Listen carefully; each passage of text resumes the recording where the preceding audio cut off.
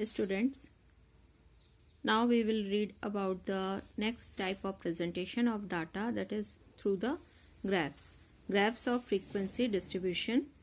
So these are of following types. First one is frequency line chart or frequency bar chart. Next is histogram. Third, frequency curve. Next type is frequency polygon, and last one is cumulative frequency polygon or ogive curve. So first of all, we will read about the frequency line chart or frequency bar chart.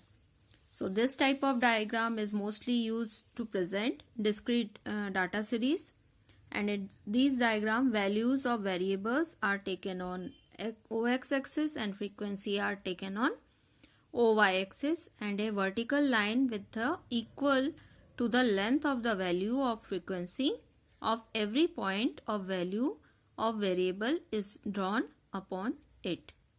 So you can understand this type of data from this example. Here is perform of graphical presentation of following frequency distribution, number of children and number of families. यहाँ पे आपको ये दिया हुआ है, इसको आपको frequency distribution में शो करना है लाइन चार्ट के थ्रू और बार चार्ट के थ्रू. तो हम लोग ये लाइन डायग्राम बार डायग्राम पहले भी देख चुके हैं. ग्राफ में इस तरीके से रिप्रेजेंट किया जा सकता है. तो आप देख रहे हो ओ एक्स एक्सिस पे नंबर ऑफ चिल्ड्रन रिप्रेजेंट है, where is in O Y axis number of families. Here you can see also number of children and number of families. तो ये फर्स्ट जो है दिया हुआ डाटा, 1 चिल्ड्रन वाली family कितनी है, 4. तो ये लाइन के थ्रू रिप्रेजेंट किया गया, where is in this diagram the data has been showed through the bars. तो ये 4 को रिप्रेजेंट किया गया है. 2 चिल्ड्रन वाली फैमिली कितनी है, 6 है. तो ये 5 से थोड़ा ऊपर लिया गया है लाइन के थ्रू और यहाँ पे बार्स के थ्रू. तो ये इस तरह जब लाइन के थ्रू शो किया जाए डाटा को तो वो क्या हो जाएगा, फ्रीक्वेंसी डिस्ट्रीब्यूशन ये लाइन ग्राफ के थ्रू फ्रीक्वेंसी लाइन चार्ट, और जब बार्स के थ्रू करेंगे तो उसको फ्रीक्वेंसी बार चार्ट कहेंगे. यहाँ पे ध्यान देना ये है कि जब भी आप ये बार चार्ट बनाएं तो इनकी जो ये विड्थ है, ये विड्थ सेम रहनी चाहिए, ज़्यादा या कम विड्थ नहीं होनी चाहिए. Next type is histogram. So histogram is a diagram consisting of rectangles whose area is proportional to the frequency of a variable and whose width is equal to the class interval. While drawing a histogram, range of a class interval are taken on OX axis and frequencies are taken on OY axis. After that, a vertical line is drawn equal to the value of the frequency of every class interval to draw histogram. You can see this example. So here class has been represented here and their frequencies are mentioned here. कभी भी अब जब आप graph draw करें, सबसे पहले class देख लें क्या ये क्लास इंटरवल सेम है या नहीं है. तो आप देख रहे हैं यहाँ पे क्लास इंटरवल जो 10 to 20, 20 to 30, यानी इसमें इंटरवल कितने का दिया हुआ है, 10 का इंटरवल या डिफरेंस दिया हुआ है, और यहाँ ऊपर से नीचे तक सभी में 10-10 का ही डिफरेंस दिया हुआ है. तो ये यहाँ पे भी आप देख रहे हो कि जो डाटा रिप्रेजेंट किया गया है एग्जाम्पल 27 में, class interval 0 to 10, 10 to 20, 20 to 30 इस तरीके से दिया हुआ है. क्लास इंटरवल इक्वल है और उनकी फ्रीक्वेंसी मेंशन की गई है. तो जैसे ये 0 to 10 है तो यहाँ पे OX एक्सिस पे हमने क्लास इंटरवल को मेंशन किया है, OY एक्सिस पे फ्रीक्वेंसी को मेंशन किया गया है. तो 0 to 10 की फ्रीक्वेंसी कितनी है, 8. तो 8 लिख के यहाँ पे आपको थोड़ा सा ध्यान देना है, यहाँ पे थोड़ा डार्क लाइन बनाना है और साथ ही साथ यहाँ पे जो फ्रीक्वेंसी है उसको भी मेंशन किया जाना चाहिए हिस्टोग्राम में. नेक्स्ट क्लास का जो फ्रीक्वेंसी है वो है 14. तो 14 लिखकर 14 यहाँ पे मेंशन किया गया है, लाइन बनाई गई है। सबसे बड़ा जो क्लास इंटरवल के लिए फ्रीक्वेंसी है वो हम देख रहे हैं 30 के लिए, तो ये 30 और यहाँ पे मेंशन किया गया है, यहाँ लिखा गया है कि ये हमने क्या बनाया है, हिस्टोग्राम बनाया हुआ है। Next one is histogram of unequal class intervals. तो if the class intervals given for frequency range are unequal, then the width of the histogram is normally kept in the proportion to the class interval. But the histogram formed above the class intervals are determined in a such manner that the area of the histogram may be in proportion to the frequency. So normally we take the height of histogram equal to frequency upon class interval. तो अभी हम लोग जो बात कर रहे थे कि क्लास इंटरवल सेम है कि नहीं है, तो यहाँ आपको समझ में आएगा। यहाँ पे एग्जाम्पल 28 में आप देख रहे हो कि ये इनकम दिया हुआ है और ये क्लास इंटरवल्स दिए हुए हैं और नंबर ऑफ पर्सन्स के थ्रू इनकी फ्रीक्वेंसी शो की गई है। तो यहाँ पे क्लास इंटरवल देखें, यहाँ पे क्या दिया है 0 to 3, तो यानी यहाँ पे डिफरेंस कितना है 3, फिर 3 to 5 यानी 2 डिफरेंस आ गया, फिर 5 to 10 5 डिफरेंस आ रहा है क्लास इंटरवल में, 10 to 15 again 5, but then 15 to 25 10 का डिफरेंस आ रहा है। तो यहाँ पे क्लास इंटरवल इक्वल नहीं है। तो इस ऐसी कंडीशन में हम हिस्टोग्राम को जब ड्रॉ करते हैं उसके लिए इस मेथड का यूज करते हैं। तो यहाँ पे इनकम को रिप्रेजेंट किया गया है और फिर नंबर ऑफ पर्सन या फ्रीक्वेंसी को ये दिया गया है। अब हम नेक्स्ट कॉलम बनाएंगे जो ये क्लास इंटरवल दिया हुआ है उनके जो वैल्यूज हैं उनको यहाँ पे मेंशन कर रहे हैं। तो ये 0 to 3 3 है इनका डिफरेंस, 3 to 5 2 डिफरेंस है, 5 to 10 में कितने का डिफरेंस है 5 का, 10 to 15 में 5 का, 15 to 25 again 10 and in the last class interval यहाँ पे डिफरेंस आप देख रहे हो 3 का। तो आप पूरा देख रहे हो क्लास इंटरवल अलग अलग तरीके का है, इक्वल नहीं है। ऐसी कंडीशन हो तो सबसे पहले हाइट जो है हिस्टोग्राम की उसको ठीक की जाती है। उसके लिए क्या किया जाता है, फ्रीक्वेंसी अपॉन क्लास इंटरवल, इससे हम कैलकुलेट करते हैं। जैसे यहाँ पे फ्रीक्वेंसी कितनी है 45 अपॉन 3 जो डिफरेंस है उसको डिवाइड करेंगे तो आंसर कितना आएगा 15। 40 अपॉन 2 करने पर 20। इस तरीके से ये सारे वैल्यूज निकाल लिए जाते हैं कि अब हाइट कितनी क्या रखी जाएगी। तो अब देखो, अब ये दिया हुआ है इनकम 1000 रुपीज में और क्लास इंटरवल को भी मेंशन किया गया है, यहाँ पे नंबर ऑफ पर्सन्स को भी मेंशन किया गया है।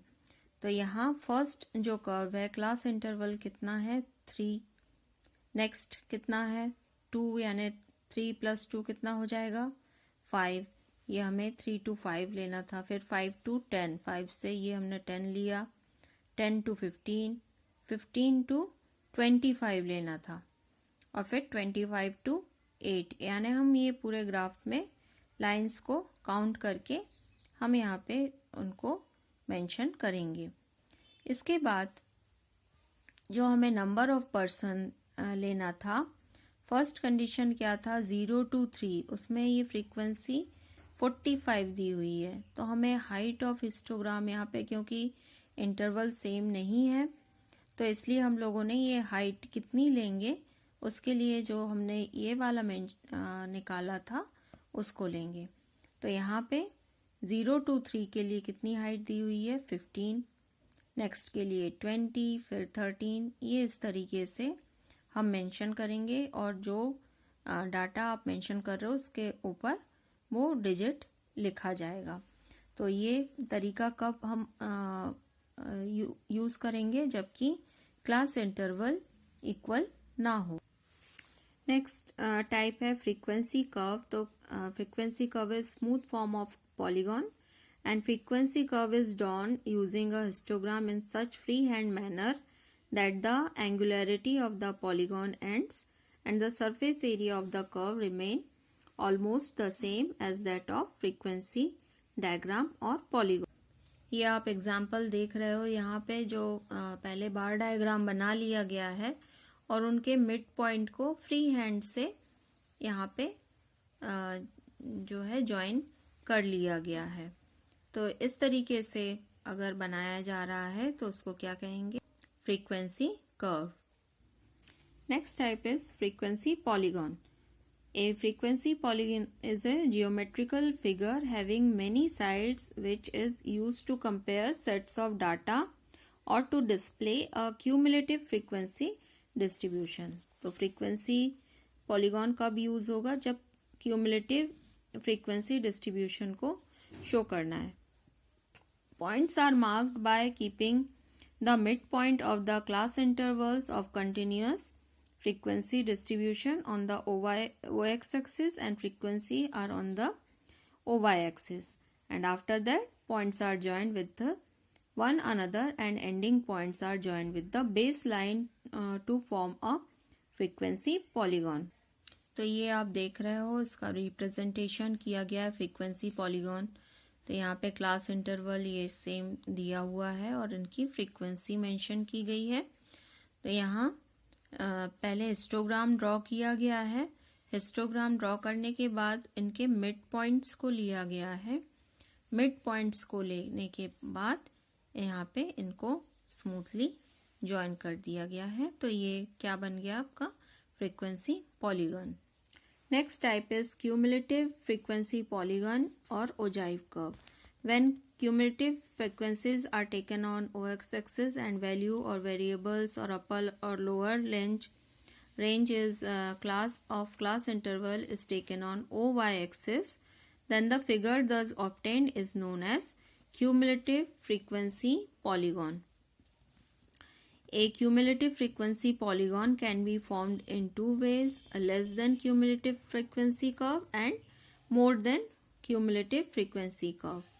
In order to draw a less than cumulative frequency curve, upper range of the class interval are taken on OX axis and cumulative frequencies are taken on OY axis, and after drawing the points they are sequentially joined with simple lines.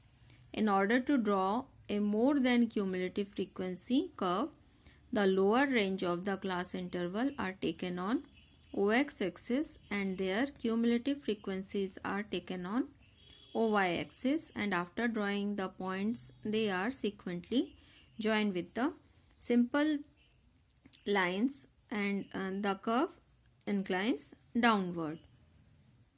यहाँ पे आपके लिए example दिया हुआ है. Draw less than and more than cumulative frequency of polygon for the following distribution. तो यहाँ पे क्लास इंटरवल दिया हुआ है 0 to 5, 5 to 10, 10 to 15. तो ये तो आप देख रहे हो कि इक्वल है. तो सबसे पहले हमें क्या निकालना है? Less than and more than cumulative frequency निकालनी है. तो लेस देन के लिए क्या किया जाता है? अपर रेंज ऑफ क्लास लिया जाता है और इसकी क्यूमुलेटिव फ्रीक्वेंसी निकाली जाती है. तो यहाँ फर्स्ट क्या दिया हुआ है? तो इसमें अपर रेंज ऑफ द क्लास, तो जो क्लास है उसकी अपर रेंज को लिया जाता है. तो 0 to 5 है तो ये लोअर रेंज और ये अपर हुआ. तो इसमें 5, फिर अगले वाले में क्या लिया जाएगा? 10, 15. तो ये इस तरीके से लेंगे और उसके बाद इनकी फ्रीक्वेंसी को क्यूमुलेटिव किया जाएगा. तो क्यूमुलेटिव कैसे किया जा रहा है? 2. 5 के लिए क्या आया? उसकी वैल्यू 2. अगला 2 + 8 कितना हो जाएगा? 10. 10 + 15 25. 25 + 20 45. 45 then 16 61. 16 then plus 10 equal to 71 and then 6 77 and last one is 77 + 3 equal to 80. तो अब इनको ग्राफिकल रिप्रेजेंट किया जाएगा.